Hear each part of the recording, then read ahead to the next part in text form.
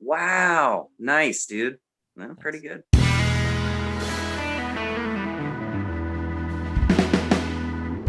What's up, everybody? Welcome back to Taste Like Music. Jason, Joe, and Crams are here. It's our Songs of the Year series.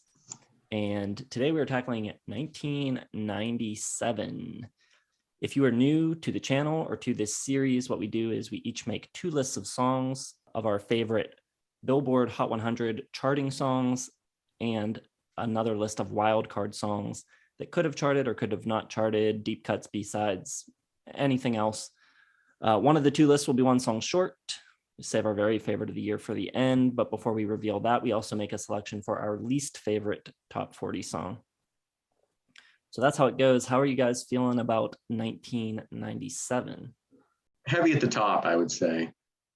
A couple excellent albums, close to perfect tens for me. And then after that, it was kind of a struggle in albums for the year. The pop charts, you're kind of starting to see the Backstreet Boys and the teeny bopper pop. And that's concerning because it's marking the end of rock music. But some decent tracks in the billboards here, but it's going to get rough here real quick. For the Billboard's worst year ever. For me, not a lot to pick from. Not crazy about any of these five, really. And not a lot to pick from, like, literally. Like, the list from November is almost identical to the one in June and, like, April. Like, there's not a lot of fluctuation here. Obviously, 97 for albums, I like a good bit. That's my favorite album of all time, which will likely be heavily talked about in this episode. So, what can you do? Yeah, I agree. This is the worst Billboard year yet. It's an absolute wasteland.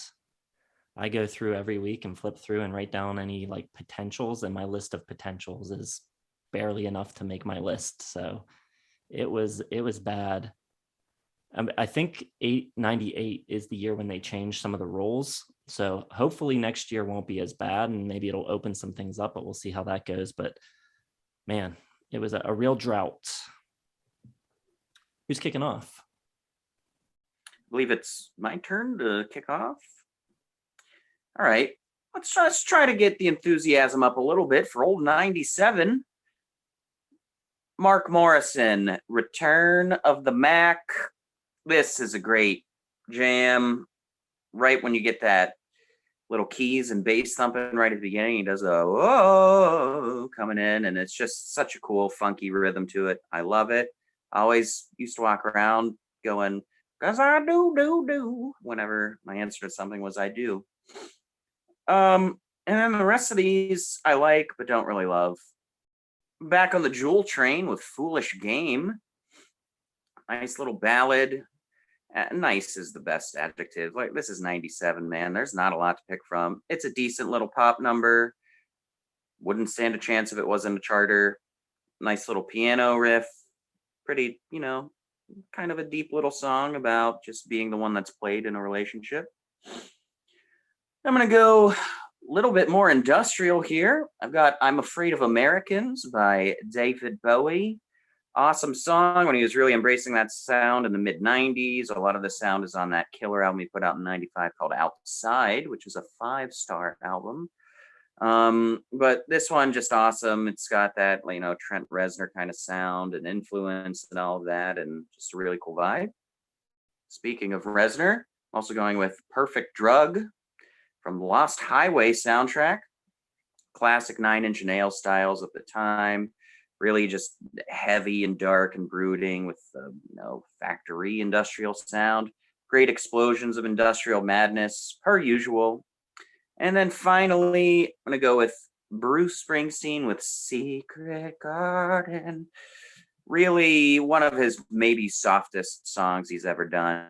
It's just like a straight up date movie ballad, but it works. It's got that great simple little synth line to it. I think his voice actually sounds pretty darn good on it. Lyrics are simple enough to not go over the top into complete cheesy wasteland, but yeah, it's a pretty little song. Killed in Jerry Maguire, so what more could you want? You could want other years, not 97. I guess that's something you could want, but that's all I had to work with here. All right, so 97 Billboard Hot 100. I generally try to stick to songs that were released in the year. Occasionally, I've dipped back into the previous year for a song, but I've really tried to avoid doing this, and that is picking a song from an album that I chose a song from the previous year, but I got to do it here. There is really nothing else. So I'm going with New Pollution from Odelay by Beck. Maybe my favorite track from Odelay. I think it's really cool. It's got this throwback vibe, but it also sounds modern. It's slightly psychedelic, kind of 60s vibes. Really great sax sample from the song Venus by Joe Thomas. Just cool track. Then I've got Paul McCartney with The World Tonight from Flaming Pie. The only single from that record, which I think is a good record. It's just McCartney and Jeff Lynne playing all the instruments. It's a really good, consistent album, Flaming Pie, probably his best since McCartney 2. This is definitely not my favorite track from it, but it's the only one that charted, so it's what I got. I've also got I'm Afraid of Americans by David Bowie, the best song on one of my least favorite Bowie albums. Co-written with Brian Eno. They originally recorded a version of it for Outside and then got reworked a little bit for Earthling.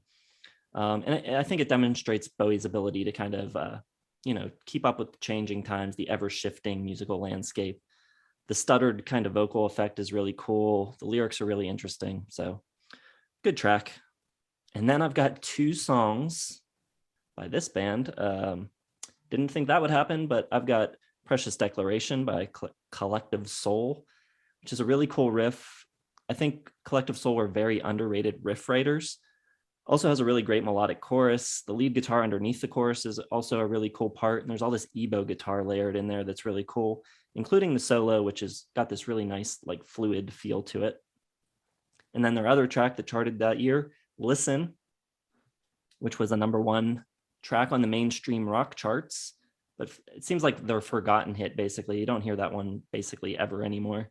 I think Ross Childress was a really great guitarist, and his playing all over this record is really cool, really good, really tasteful. Most years Collective Soul wouldn't crack in, but 97 is just, it's the way it is. Well, sharing with both of you, I could have picked Silent After All These Years from Tori Amos, but that song came out in 92 and it charted for whatever circumstance because it was used in for something in 97. I'm not going to pick it. It's too far. I'm not going to do it. I am going to pick, though, Listen from Collective Soul, the #5. Just a nice, tasteful. I've always liked that song. I don't know why it kind of died off on the radio. You never hear it like you do December and Shine and all those. But I think I like Listen maybe more than all those. #4, go with one Cramser had, The Perfect Drug from 9 Inch Nails. Always really like this song. Love the pre-chorus where it like sucks everything in and then the chorus just kind of blows it up. Really fun song, although there's like a 3-minute like weird industrial jam session at the end that I could do without. It is 97, so we'll take what we can get. #3, Building a Mystery. Sarah McLachlan returns to my charts. I got a soft spot for Sarah. And I think this is one of her more rockin' tunes. #2, Chicka Cherry Cola, I Want You, Savage Garden. I love this song. I hate every other thing Savage Garden has ever done. This song is just great. I love how fast he's singing, the tempo, and it's just incredibly catchy. Just always sort of a guilty pleasure for me. #1, though, is going to be one I'm surprised you guys don't have, White Town with Your Woman. This is a brilliant little weird, though probably the weirdest hit of the 90s, I swear. It's just so bizarre. The lyrics in general, the melody's lifted from like a 1920s, I forget exactly what it is, like a play or a stage or, whatever song. It's got this really like old-fashioned feel with this like real modern lyric and singing. So really weird, but very catchy and just odd. Just an odd, catchy song, but I've always really enjoyed it. So #1 for the billboards for me. bunch of repeats there, kind of necessary for 97. I don't mind Collective Soul. Listen isn't one of my more favorite songs. Most of my favorite Collective Soul stuff is not radio stuff, but all right. Deep Cuts. Here's one. We've talked about it several times. We've got Not Dark Yet by Bob Dylan. Time Out of Mind. We kind of touched on this when Jason and I shared most of the time in 1989. One of the best uses most of the time, and Not Dark Yet, of just that really sparse atmospheric production that just brings these songs to life and just puts you in a cloud. Like you feel like you're really in his head and feeling exactly, really cinematic, really, the texture on this song. And it's just really beautifully done. I just love the sentiment of, it's not dark yet, but it's getting there. The way he pulls off the it's getting there part of the song is just so great with the vocal delivery. Then it's all Radiohead from here. No, I mean, I just have to. Being honest, there's not, any more songs that I like more than these. One's got to be Paranoid Android, just a massively epic, awesome piece of brilliant chaos, hugely anti-conformity and a lot of stuff. I just love the yuppies networking, the pigskin line and all of that. And all the sections are awesome, but when it gets into that really slow, like angelic part with the acoustic guitar, and it's really slow and plodding, and he's just wailing like an angel.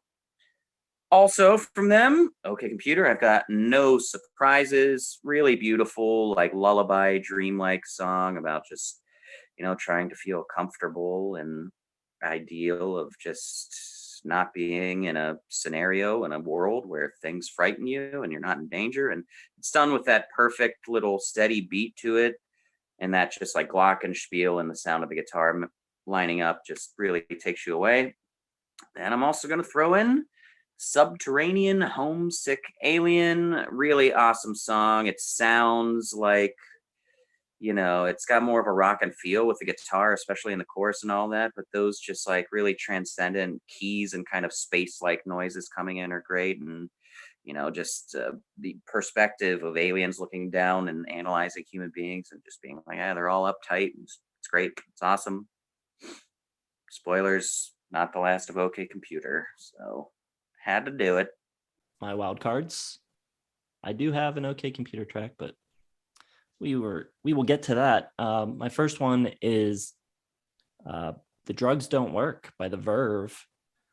Always much preferred this to Bittersweet Symphony. I really think it's a great piece of songwriting, really honest. It's kind of sad, but I think it's a beautiful melody and an excellent vocal performance. The arrangement's really great with the strings, and the guitar part's really cool. Just all around great song. Then I've got Baby by Of Montreal from their debut record, Cherry Peel. Very 60s influenced pop, a little bit of Beach Boys, maybe a little Lovin' Spoonful. You can hear a bunch of different 60s bands in there. It's a little lo-fi, but Kevin Barnes' voice just shines through it. So melodic and sweet, really cool track. Then my pick from OK Computer, Airbag. Very cool song. First of all, that drum loop that they use, and then you got that stop and start bass from Colin Greenwood is so good. But I also love all the lyrics and the imagery that's used, like talking about the illusion of safety that like an airbag gives you. He's also making references to reincarnation and all this stuff. It's very cool, very good song, great opener. I think it kicks off the record excellently. And then my last one before the winner, I'm going to go with Richard III by Supergrass. Such a killer song. It has all the energy and the excitement of their debut. It still sounds like they're these young kids. They're just plowing through this song. But I think it also demonstrates their deepening melodic sensibilities. The line where he sings, but it's the hardest part you'll ever know. It's such a strong melody. It's so interesting. Really cool note choices that he's singing there. Then you also get a theremin solo, which is completely unexpected. And it's got this really interesting outro section too. So while it retains the energy and kind of spunk of the debut, it does show like that they are growing and going somewhere even more interesting. I think it's like just a killer rock and roll song. I think it's so good. All right, we're generally in the same wave here. I don't have any repeats from what you guys have dropped so far, but same albums. I got Lucky Man from Verve. Just love the singing from Richard Ashcroft here. That melody is so strong. Just a simple, powerful, great Britpop song. This one isn't on any of your lists, but I got So Long, So Wrong from Alison Krauss and Union Station. One of my favorite bluegrass numbers. And she has, again, amazing voice on Alison Krauss. And I love the banjo and that whole feeling. It just feels pre alt country, Americana, like real country almost, but retains a lot of that pop songwriting. It's not too hokey. It's a really good song. Also on my list, I got one from Supergrass, In It for the Money, the title track, the lead-off track from the album. Just the way, I love the way it changes keys almost from minor to major. And then there's these horns that come in the end. Like it's not like a verse chorus thing. It's just like this flowing introduction into this amazing album. And just blew my mind when I heard it first time, and loved it ever since. At the top, real tough, my runner-up for the year, from my album of the year winner, Selfless, Cold and Composed from Ben Folds 5.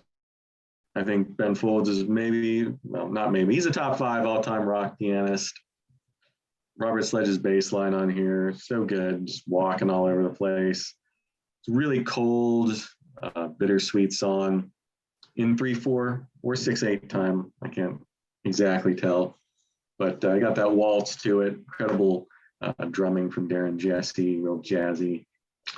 Just amazing tune from them, but not my winner because there's one better on the year. The worst top 40 song of 97 for me is Chumbawamba. I hated this song when it came out. 97, I was thick into my hard rock phase. I wanted everything to be Rush and Sabbath and Van Halen. So when everyone in school was like, this song is so awesome, I was like, shut up, it sucks, all right? And to this day, I do find it incredibly annoying. It's just got that annoying, repetitive rally cry chorus and the whole pissing the night away. And the accent when he comes in and starts singing about the vodka drink and all that sounds so phony to me and like overdone. I don't know. I always just hated all of the little pieces of this. The Johnny Boy, it's just cruddy. I don't like it at all. Tub Thumping is the song, I believe. Oh, well, that's okay. They'll get up again. You're never going to keep them down. Wow. Nice, dude. Pretty good. I've got to go with just a super, super lame song. I'm going with Go the Distance by Michael Bolton, which I think is at least the second, maybe the third time he's been chosen for a worst of the year. This is a Disney song from the movie Hercules. It's really sappy. It's far from like the Disney classics of like A Whole New World. It is not even remotely close to that level of songwriting. Just very lame, very schmaltzy, unmemorable, not really a good melody on it at all. And Michael Bolton's version is significantly worse than the one in the movie that's sung by whoever the voice actor is of the character. So just super bland, super boring, no good. I do like that song, but not the Michael Bolton version. I like the in-movie version from Hercules, or whoever sings it. Hercules, right? Who else would sing it? Not Hades.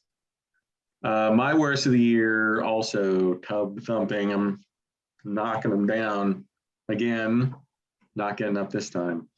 This song sucks. I've always hated it. Just keeps doing the same thing over and over. And maybe I could take it for like one verse and one chorus, but the fact they just keep going back and nothing changes. Like the lyrics are exactly the same on each verse. The pissing the night away, I know that's like a British thing, I guess, but no, it doesn't work. Nothing works on this song. It sucks. Really hoping for another trifecta with the crap, but it's all good.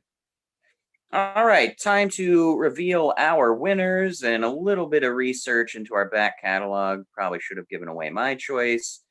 It's my favorite song off my favorite album by my favorite band of all time. It is Let Down, and it is incredibly depressing and sad and aptly named, but it is a beautiful song. It's got that weird timing signature with the drums and everything. I love the bleeps and bloops in it. I think it kind of takes you away into like this digital like Fantasia. I think it's really cool, but it's just a bone crushingly emotional song, and just really Tom is pouring his heart out here. And the imagery of transports, motorways, and airlines, like taking all these empty feelings around and all of that, and just being crushed like a bug by just the emotional heaviness of it all. It's a gorgeous song. He sings it tremendously. He holds this note at the end when his backing vocals come in and just do like that outro chorus over and over and over. And he's holding that note seemingly forever, holding it perfectly. Vibrato in his voice throughout the song is tremendous. Like he feels so sad and down when he does the "one day I'm going to grow wings" line. He's like, his voice is just shriveling. It's so cool. It's just a beautiful piece of writing and performance, and it always gets me at the end when it's just those computer keys and the acoustic guitar, which is kind of just like signaling the entire state of humanity he's saying we're in right now, caught in this flux between computer life and realism. It's pretty cool. Really well done. The attention to detail is fantastic. I don't expect to win with that, but I've been lucky lately. So, well, we will see. I have a feeling Joe might be going Radiohead as well for his winner. If he goes Paranoid Android or Exit Music, is what I'm thinking might happen here. Well, you will both get more votes than I will, probably, because I'm going with Alone by Dinosaur Jr. And I have yet to hear a song in my life that is more enveloping than this one. It's just a full immersion into a sea of guitar fuzz. And I just think it's incredible. It's not a track that a lot of people even mention when they talk about Dinosaur Jr., but to me, it's like the peak of Dinosaur Jr. and Jay Mascis's guitar style, and just one of the greatest guitar tracks of all time. It's like you're inside of the amp. It's just an absolute aural assault. You know, you've got all these metal bands and sludgy doom metal and speedy guitar shredders. And to me, this is the heaviest thing I've ever heard in my life. It crushes all of that. It is just the type of song that you can crank up to 10 and just let it just like wash over you, let the wall of sound hit you. And it is glorious and amazing. And I absolutely love it. All right. Well, you were close, Scramser, but I really think you should have gone back and looked at my top 10 Radiohead songs. You would find at the number 2, 3 spot, I got Karma Police from Radiohead, my fave from OK Computer, even though it possibly rips off Sexy Sadie by the Beatles, that piano figure that he does in the ending or in the beginning. But that aside, I just always loved this tune. Such a paranoid, dark, like cold feeling to the whole album, really. But this one just has like an extra, I don't know, like just crushing like heaviness, like, you know, something's out to get you, it's chasing you. And the piano's great. I love the way it goes from major to minor. The key changes. The ending when he's just doing, for a minute there, I lost myself. And then Johnny Greenwood's doing whatever he does with the guitar, I think looping it or something. And it just like this crazy noise, like locusts or something. Just always thought it was just such a cool bridge between like their classic, like rock oriented stuff, you know, the Beatles callback. And then that ending where it just like all melts away. And it's like, okay, we're an electronica band now, which for better or worse, but just a really cool moment and a really cool song, favorite one from OK Computer. So it's my winner. Probably the last, not the last time Radiohead will make my charts, but probably the last win for them and only win. I'm guessing. I don't know, it's tough to tell the future now. Who won last week? What are the scores? You see, suddenly Cramser starts winning a few, and it's all about, the scores. Cramser with another win in 96 with Tonight Tonight. Had 49% of the vote. Criminal, my pick from Fiona Apple, at 33%. Sunken Treasure with just 17% of the vote from Wilco, Jason's pick. So that means Cramser now 12.5. That is just 3 points behind Jason's 15.5. I'm still in the lead with 17, but the margin is narrowing quickly. I thought about putting Criminal into my top 5 for the Billboards this year because I think it charted this year, but I don't know. I mean, we just talked about it last year. Didn't want to get on your coattails there, buddy. All right. So for anybody who doesn't know what we are talking about, we do have a little competition going on here. You can follow the link in the video description and go to our website and vote for which of our favorite songs of the year is your favorite. Currently, Joe in the lead. I'm a few spots back from him, and Cram just behind me. So it's getting tight. So make sure you go vote. And thanks for watching. Be sure to leave a comment. Let us know what you think of all of our lists. Leave your own favorite tracks of 97 down there as well. Hit the like button, subscribe, hit the bell for notifications. And in addition to all of that, you can also find us on social media, Facebook, Twitter, Instagram, as well as our merch store and Patreon if you'd like to support the channel. Check it all out. All the links are down there. Thanks for watching. We'll see you in the next one.